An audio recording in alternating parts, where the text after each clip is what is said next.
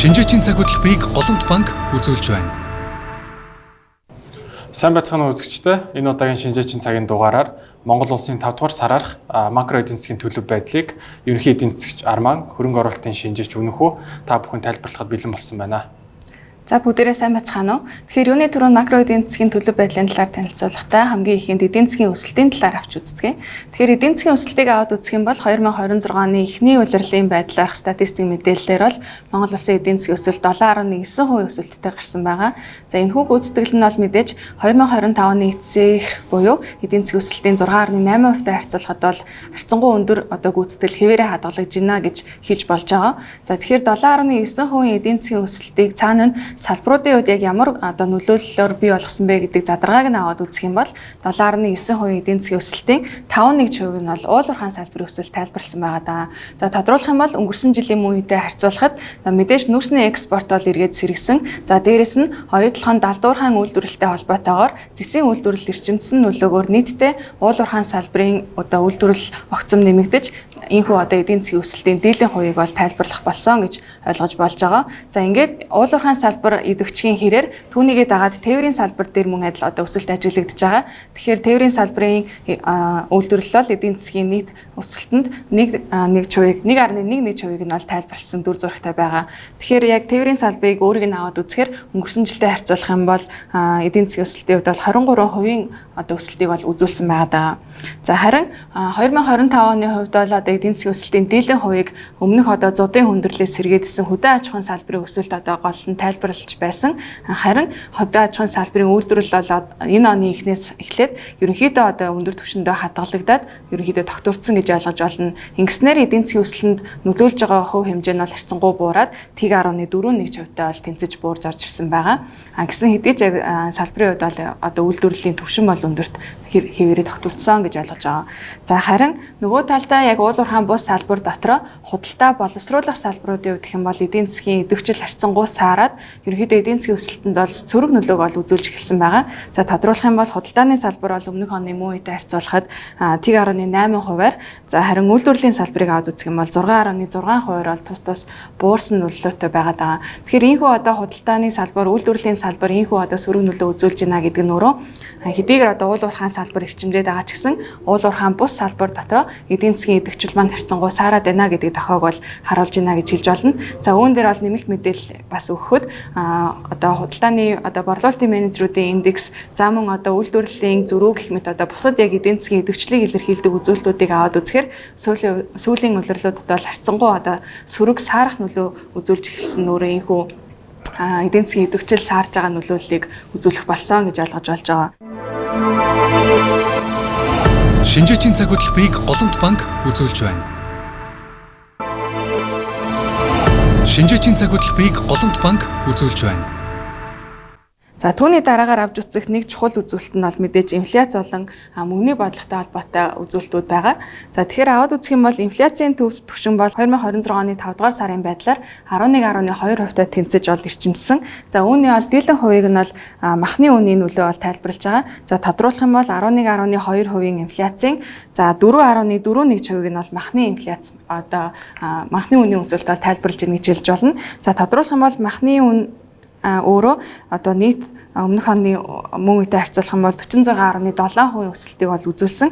За үүн дотроо өхрийн махны үн бол 54.6%, за хонь ямааны хувьд гэх юм бол 53.4% одоо өсөлтийг бол өмнөх жилдээ харьцуулахад бол үзүүлээд байгаа. За дээрэс нь махны үнийн нөлөөллөөс гадна шатхууны үн мэдээж одоо дэлхийн зах зээл дээрх газрын тосны үнийн өсөлттэй холбоотойгоор зарим төрлийн шатхууны бүтээгдэхүүнүүд бол тодорхой хэмжээний өсөлтийг үзүүлсэн нөрөө нийт инфляцид бол 1% одоо нөлөөг нэмэгдүүлэх нөлөөг үзүүлсэн гэж ойлгож болж байгаа. За ингээд бусад хэсэг нь буюу за махнаас бусад одоо дотоодын барааны хувьд гэх юм бол 3.91%-ийг нь за шатхуунаас бусад импортын барааны хувьд гэх юм бол 1.81%-ийг нь тайлбарлаж байгаа гэж ойлгож болж байгаа. Тэгэхээр ерөнхийдөө инфляцийн ийхүү одоо эрчимжээд байгаа нь ерөнхийдөө л яг хүнс болон шатхуун гэсэн үндсэн бүтээгдэхүүнүүдээр тайлбарлагдаж байгаа маа. Тэгэхээр цаашдаа ер нь инфляц хэрхэн одоо алгуур буурах боломжтой юу гэдгийг нь бол мэдээж засгийн газрын зүгээс хэрэгжүүлж байгаа махны үнийг бууруулах, зам шатхууны үнийг доктортой хадгалах зэрэг бодлогын арга хэмжээнүүдээс бол ихээхэн шалтгаална гэж ойлгож болж байгаа. Гэсэн хэдий ч мэдээж одоо инфляцийг яг зорилттой доктортой түвшинд нь хадгалах нь бол мэдээж Монгол банкны одоо үндсэн зорилт нь байдаг. Монгол банкнаас хэрэгжүүлж байгаа мөнийн бодлогын шийдвэрүүд оны эхний хагас ямар байсан бэ гэдээ аваад үзэх юм бол за ерөнхийдөө бодлогын түвшин бодлогын төлөв бол хатуу төлөвтэй бол хадгалагдсан хэвээрээ байгаа. За хамгийн сүүлийн байдлаар 2026 оны 6 дугаар сард мөнгөний бодлогын хорооны ээлжид хурлаар бол бодлогын хүүг 12% нь бол хэвээр нь үлдээсэн. За энэ бол мэдээж одоо хатуу бодлогын төлөв хадгалагдсны зэрэгцээ цаашдаа геополитикийн нөхцөл байдлын төлөв хэрхэн өөрчлөгдөх, за мөн инфляцийн хүлээлт нэмэгдэж одоо зардлын шинжтэй инфляциас сэргийлэх чиглэлд нь авч хэрэгжүүлж байгаа бодлого гэж ойлгож болж байгаа. За дээрэс нь Монгол банкны зүгээс хэрэгжүүлж байгаа бодлогын арга хэмжээнүүд нь бол илүү макро зохистой бодлогын арга хэрэгслүүдийг ашиглах хандлага бол ажиглагдж байгаа. За оны эхнээс бол мэдээж 1-р сард бол хэрэглээний зээлийн үр орлогын харьцааг бол бууруулсан. За дээрэс нь банкуудын заавал байх нөөцийн хувь хэмжээг бол 1-1 нэмэгдүүлсэн гэх мэт ерөнхийдөө зээлийн өсөлт ялангуяа хэрэглээний зээлийн өсөлтийг хязгаарлах чиглэл бодлогын арга хэмжээнүүдийг авч хэрэгжүүлсэн хэвээрээ байгаа гэж ойлгож болж байгаа. Төсвийн гүйцэтгэлийн хувьд харах юм бол 2026 оны эхний 5 сарын байдлаар за төсвийн нийт орлого нэмэгдсэн ч түүний зардал илүү хурдтай нэмэгдснээр алдагдал бол огцомт хэлсэн байгаа. Тэгэхээр улсын нийт тэнцвэржүүлсэн орлогыг хараад үзэх юм бол 11.7 их 80 дээр өмнөх оны мөн үетэй харьцуулахад 9% нэмэгдсэн бол нийт зардал 13 их 80 дээр өмнөх оны мөн үетэй харьцуулахад за 18.7% өснөөр за тэнцвэржүүлсэн тэнцэл маань 1.4 их 80 төгрөгийн алдагдалд хүрч өмнөх оны мөн үетэй харьцуулахад одоо 5 дахин нэмэгдсэн үзүүлэлт бол гарч ирснийг та бүхэн харж болж байна. За илүү төсвийн зардал талаас нь гүнзгийрүүлж харах юм бол за нийт зардалд хамгийн өндөржин эзэлж байгаа буюу 41% эзэлж байгаа урсгал шилжүүлэг бол өмнөх оны мөн үетэй харьцуулахад 7.1%-аар бол өсөлтийг үзүүлээд байгаа. За түүний дараагаар 36.6% эзэлдэг бараа үйлчлэгийн зардал бол за өмнө жилээс 17.5% нэмэгдсэн энэхүү нийт зардлын өсөлтийн одоо өсөлтөд чухал нөлөө үзүүлээд байгааг та бүхэн харж байна. За цаашлаад нийт зардал 14.4% эзлээд байдаг хөрөнгийн зардал өмнөх жилдээ харьцуулахад 72.5% хүртэл одоо огцом өснө нийт зардлын өсөлтийг бол дэмжиж байж байгаа. За харин улсын одоо нийт тэнцвэржүүлсэн орлогыг бүрэлдэхүүнсийг харах юм бол 30.5%-ыг орлогын албан татвар, 23.6%-ыг нэмэгдсэн хүртлийн албан татвар, 22.7%-ыг нийгмийн даатгалын орлого, за 7.3%-ыг нь болохоор гадаад үйл ажиллагааны орлого эзэлж байгаа бол 3.2%-ыг манай онцгой албан татвар тус бүрдүүлээд байгаа маа. Тэгэхээр энэхүү нийт тэнцвэржүүлсэн орлогын жилийн өсөлт буюу 9% өсөлтөнд юу голчлон нөлөөлсөн бэ гэх юм бол нийгмийн даатгалын орлогын 16.2%, за нөөтийн 9.8%-аар нэмэгдсэн гол нөлөөлж, за эсрэгээр за орлогын албан татврын 0.6%, онцгой албан татврын 28.2%-аар буурсан нь энэхүү өсөлтийг бол сааруулсан байгаа. За ингээнээр хэлэх юм бол төсвийн тэнцвэржүүлсэн орлого хэдийгээр одоо өсөлт нь эерэг байгаа одоо голчлон нөөт болон нийгмийн даатгалын орлогоос хамаарж байгаа бол за эсрэгээр орлогын албан татвар болон онцгой албан татврын бууралтаар энэхүү одоо орлогын өсөлтийн доктортой байдал бол харьцангуй суларсан гэж хэлж болох юм. За тэгэхээр иймд одоо төсвийн алдагдалт хэлж байна зөвхөн одоо зардлын өсөлтөд шалтгаалаас гадна бас орлогын өсөлтийн доктортой байдал одоо харьцангуй сул буюу одоо гүйцэтгэл хараахан хангалттай хэмжээнд очиагүй байгаатай холбоотой. Тэгэхээр цаашаа зардлын үржиг нэмэгдүүлэхийн зэрэгцээ энэ хөө төсвийн орлогынхаа одоо суурийг илүү өргөжүүлэх шаардлага байгааг бол харуулж байгаамаа. За тэгэхээр цаашлаад улсын төсвийн гүйцэтгэлийг төлөвлөсөн болон баталсан одоо үзүүлэлтүүдээр бол харж үзцгээе. Тэгэхээр энэ хүрээнд бүгд баталсан үзүүлэлтийг харах юм бол ерөнхий чиглэлийн хүрээнд төсвийн доктортой байдлын тухай хуулийн одоо шаардлагыг бол хангах тал дээр бол батлагдаж гарч ирж байгаа. Тэгэхээр цаашлаад нийт зардлын дотоод нийт бүтээгдэхүүнд эзлэх хувь хэмжээг 30%-аас бага буюу 30 болон түүнээс бага хэмжээнд одоо дээд хязгаар таазыг тогтоож өгсөн байна. За төсвийн тэнцвэржүүлсэн тэнцлийг дотоодын одоо нөгөө төсвийн доктортой байдлын тухай хуулийнхаа дагуу дотоод нийт бүтээгдэхүүн 1.5% хэмжээнд бол хязгаарлах тал дээр байгаад байгаа. За түүний эсрэгээр за илүү суур тэнцэл нь 2% ашигын түвшинд байлгахаар төлөвлөгдөж за уг төлөвлөгөөч одоо батлагдаад шаардлага хангагдсан гэж хэлж болох нэ. За өрийн түвшний дотоод нийт бүтээгдэхүүнд эзлэх хувь хэмжээг бол 2027-аас 28 оны хооронд 50%, 29 онд 45%, за түүнээс цааш 60%-ийн одоо таазыг тогтоон, түүнээс бага байлгах одоо хязгаарыг доош байлгах чиглэлд бол тавигдан батлагдсан байдлаар үйл ажиллагаа хэрэгжүүлж байна гэж хэлж болох юм. За цаашлаад бид одоо 2026 оны төсвийн хүлээлтийг харах юм бол за нийтийн төсвийн зардал бол 32.8 их найт төгрөгтөр байж за түүний 22% хөрөнгөний зардал эзэлж байгаа. За үлдэгдэл 78% болохоор урсгал зардал бол эзэлж одоо 24.9 их найт төгрөгтөр бол оршин байгаа. За тухайлсан урсгал зардлын зориултыг харах юм бол хүүхдийн мөнгө, за тэтгэвэр, за төрийн албан агчдын цалин, урамшуулал, хөнгөлөлтөө зээл, эрүүл мэндийн салбарын зардал болон хөдөө аж ахуйн салбарт одоо дэмжих зарлууд бол ноогдож орж байна. За эсвэргээр төсвийн орлогын хүлээлтийг харахад 31.9 их найт төгрөгтөр бол оршин байж, за түүний 7% татврын бус, үлдэгдэл 93% татврын одоо орлого бол бүрдүүлээд байгаамаа. Тэгэхээр үүнээс харахаар 2026 оны эцэст төсвийн одоо тэнцвэржүүлсэн тэнцэл одоо төсвийн алдагдлыг харах юм бол 1 их найт төгрөгийн алдагдaltaй байснаар энэхүү 2 жил дараалж одоо төсвийн алдагдaltaй гарч байна гэж хэлж болно 2025 болон 26 онуудад. За тэгвэл 2026 оны эхний 5 сарын байдал одоо урьдчилсан байдал гүйцэтгэлээрх нийт экспортын хэмжээг харахад за 8471 сая $ыг давж за өмнөх оны мөн үетэй харьцуулахад 56.1% өсөлтийг бол үзүүлээд байгаа. За тэгвэл нийт импорт 4905 сая $ын хэмжээнд буюу за өмнөх үетэй харьцуулахад 8%-аар бол өсөж чадсан байна. Тэгэхээр сүүлийн саруудад болохоор энэ шатхууны үнийн өсөлт болон олон улсын геополитикийн тодорхойгүй байдал зэрэгс болж одоо нийт импортын зардал өсөх чиг хандлагатай байгаа бол эсрэгээр нүүрс болон засгийн баяжмлын экспортын өсөлтийн хэмжээ нь одоо нийт экспортын өндөр өсөлтийг бол хадгалан үлдэж чадж байна гэж бол хэлж болно.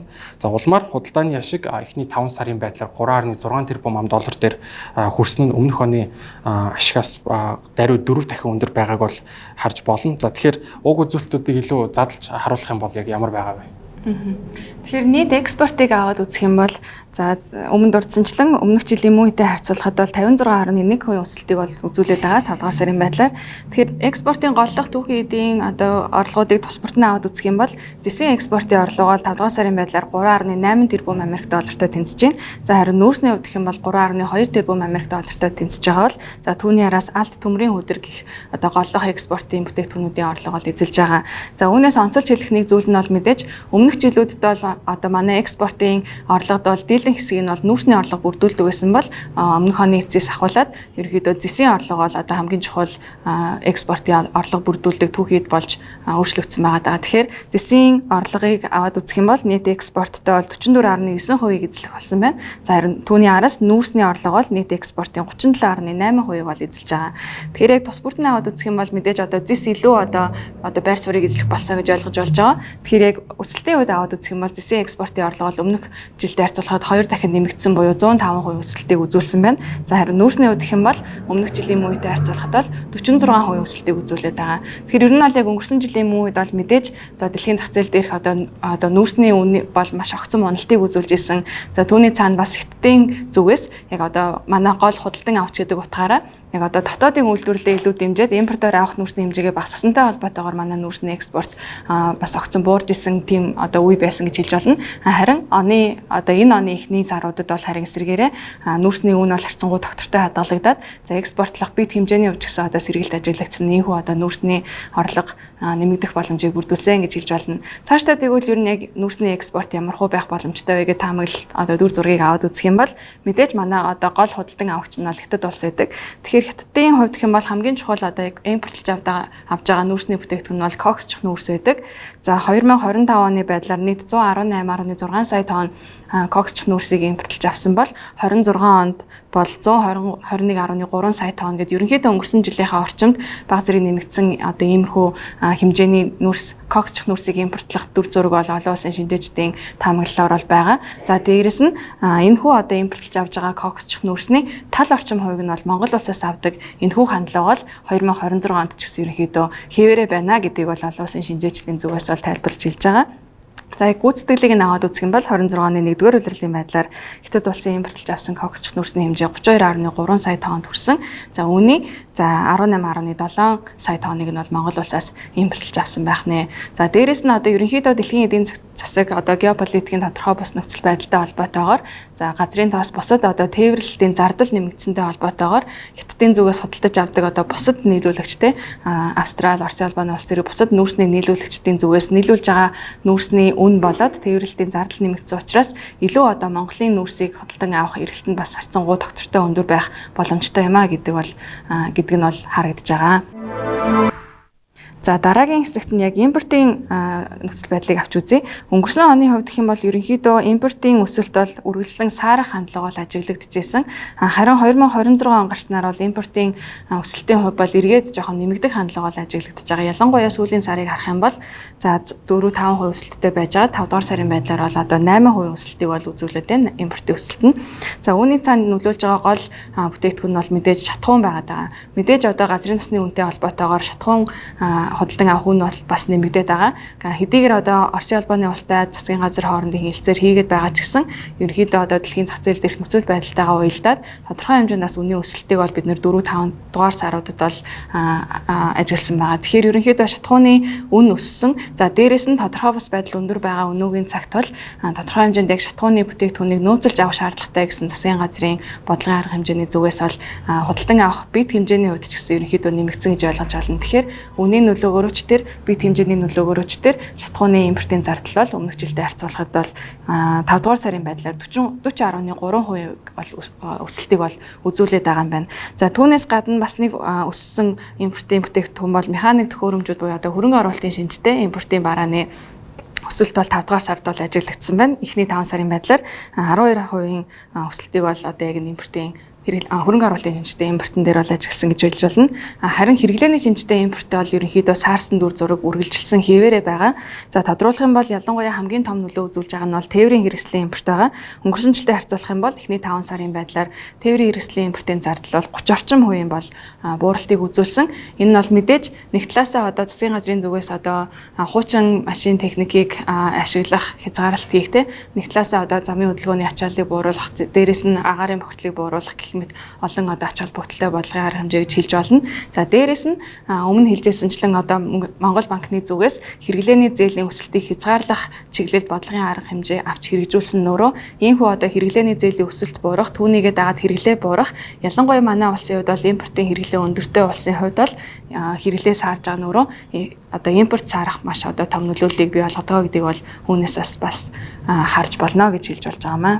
За тэгвэл 2026 он гарснаас хойш за гадаад худалдааны нөхцөл байдал доктортой сайн хадгалагдсанаар урсгал дансны хоримтлагцсан ашиг 4-р сарын байдлаар 311 сая $т хүрээд байсан бол за 5-р сарын байдлаар хөрөнгийн зардал бүхий одоо хүүгийн зардал ихээхэн гарсны улмаас ашиг энэхүү урсгал данс нь хасах 47 сая $т бол хүрээд байгаа. За эсрэгээр санхүүгийн дансны орох урсгал өмнөх оны мөн үетэй харьцуулахад харьцангуй суларсан ч гэсэн урт хугацааны одоо өрийн бичиг гаргалтын улмаас за 827 сая $т бол ашигтайгаар гараад байгаа.